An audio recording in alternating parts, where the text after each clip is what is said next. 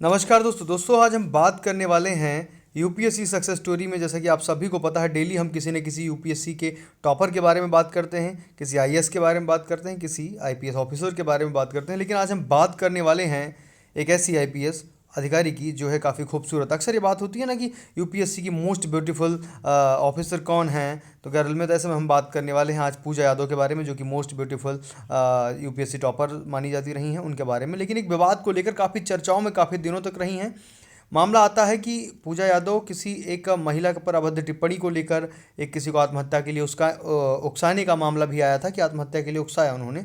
मतलब इस तरह से कहा कि वो अपने आप को बहुत लांछित महसूस किया, और उस तरह से क्या कहते हैं, कोर्ट ने भी काफ़ी फटकार पूजा यादव पर हालांकि लगाई थी। लेकिन वो सब मामले कोर्ट में थे, कोर्ट की अपनी वो है कि क्या निकल के आता, उस पर हम कोई किसी की व्यक्तिगत रूप से किसी पर हम टिप्पणी नहीं लगा सकते हैं।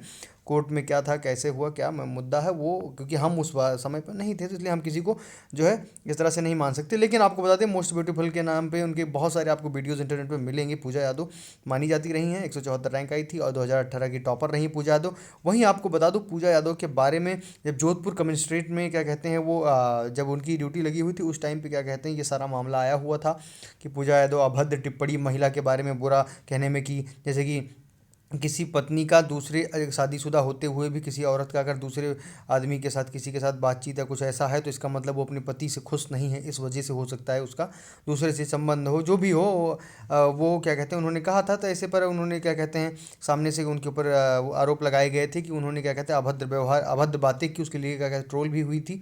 और क्या कहते हैं कोर्ट ने भी काफ़ी फटकार लगाई थी, इस तरह से कोई नहीं कह सकता। और दूसरी बात ये कि अगले पार्टी ने ये कहा कि हम बहुत ही मतलब अपने आप को ऐसा महसूस करते हैं, गलत अभद्रता पूर्ण बात की गई। इस वजह से क्या कहते हैं उन्होंने इस बात को लेकर कोर्ट में वो किया हुआ था कि इससे क्या कहते हैं मेरी आत्मा मतलब वो आहत हुई है, इसकी वजह से क्या कहते हैं एक तरह से मैं ऐसा महसूस कर रहा हूँ कि मैं आत्महत्या कर लूँ। इस तरह से सीन सामने क्रिएट हो, जैसे कि आप किसी को बेइज्जत करें और वो बेइज्जती से ये इतना ज़्यादा इंसल्ट अपनी महसूस कर ले कि क्या कहते हैं आप आत्महत्या करने के लिए क्या कहते हैं वो हो जाए।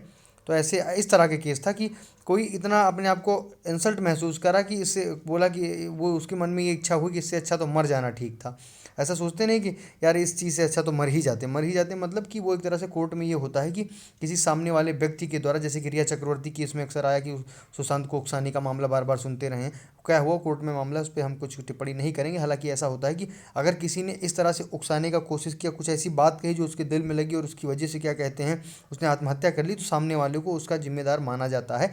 उसकी आईपीसी की जो धाराएं होती हैं उसमें केस चलता है और तमाम चीज़ें जो भी प्रावधान है दंड की उसमें चलता है। लेकिन ऐसे में कुछ हो नहीं पाया, कोर्ट में मामला चला। थोड़ी दिन तक वो अपने उस पोस्ट पे नहीं थे, उसके बाद उनको फिर से यूपी जो है अभी वो किया ट्रांसफ़र किया गया है।